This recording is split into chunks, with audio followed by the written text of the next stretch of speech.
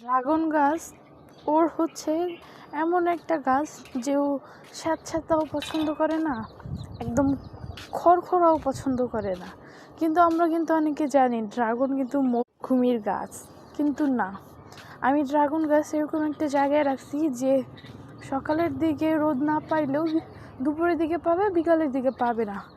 আমি আপনাদেরকে দেখাই একদম ডাইরেক্ট রোদ। তো ড্রাগন গাছের মাথায় কিন্তু গাছ দিয়ে ভরা, আম গাছ দিয়ে ভরা, তাহলে একদম একটা পারফেক্ট জায়গা রাখতে ওকে রাখা হয়েছে। আর গোবর দেওয়ার জন্য একদম গোবর, কোনো সার এখন পর্যন্ত দিতেছি না, কারণ সার দিয়ে যদি আমি ওর অভ্যাস খারাপ করে ফেলি, ও কিন্তু গোবর প্রাকৃতিক রাসায়নিক পদার্থেই ও বড় হবে।